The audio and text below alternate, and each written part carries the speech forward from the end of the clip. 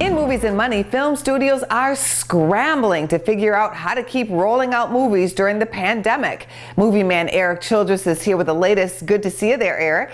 Hi, Angie. Universal had some success skipping the big screen and streaming the Trolls World Tour. Tell us what happened. Indeed, Angie, and Trolls World Tour broke some new ground in a way by being the first in these times not to abandon and alter its release timeline entirely, but to stand firm and just shift from a now unfeasible theatrical run to where families cooped up at home can watch it for a single premium price. Whether the cost of that streaming ticket covered one or a half dozen people each, Trolls went on to make a reported amount in the vicinity of $40 to $50 million, which is probably what the film would have grossed had it opened in theaters. Now, while that number does jump out at some as a possible game changer, there are still way too many factors to consider whether this could ever be a viable option for studios going forward. A family of four going to see the movie could spend between $40 to $80 to see Trolls in the theater, just in ticket cost depending on where and when they see it, where viewing at home is only $19.99 for as many as you would like over a 48-hour period. So repeat viewing does not factor in nearly as much.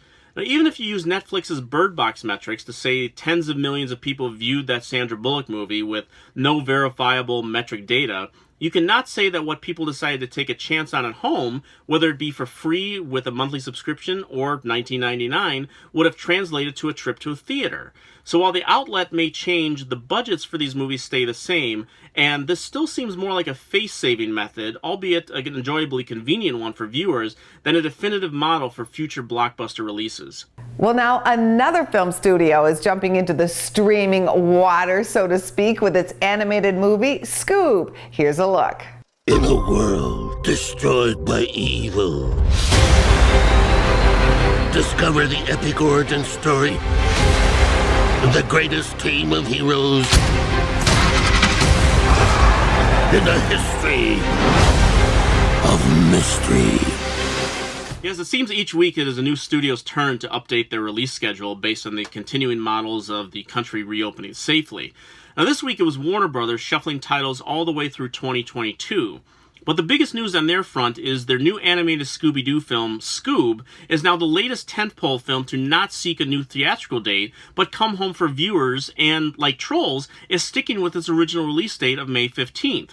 But unlike Trolls, Warner Brothers is hoping to take the next step in this potential VOD evolution by not just offering the $19.99 rental price, but for $5 more, you can actually purchase the film and add it to your collective streaming library.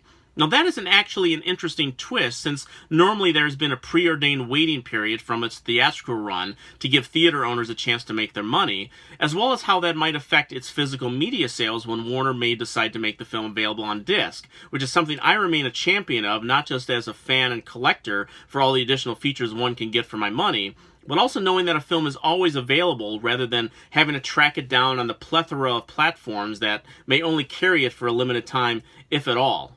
Erik, what other schedule changes are happening at Warner Brothers? Well, they took the opportunity to give some room to their upcoming DC Comics slate, giving a few more months to their planned Shazam sequel and spin-off of The Flash from Justice League.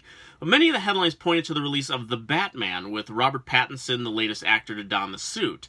Now, that is moving from June of 2021 to the first weekend of October that year, where his prime nemesis, Joker, just became one of the biggest successes in the studio's history. They also pushed back Baz Luhrmann's new film about Elvis a month from October to November in 2021, which had its production delayed with Tom Hanks' recent diagnosis and subsequent recovery from the virus. He plays Colonel Tom Parker in the film. But off the 2020 schedule and into 2021 goes David Chase's big screen Sopranos prequel, The Many Saints of Newark, from September to March 12th of next year. And Will Smith will have to wait another year to mount his Oscar campaign for King Richard, where he plays the father of Serena and Venus Williams. That film has moved from this November to November of 2021. Thank you as always, Erik. We'll see you here next week. Thank you, Angie. For more Business First AM, check us out on social media. We're on Facebook, YouTube, and Twitter. And go to businessfirstam.com for where to see our show on TV.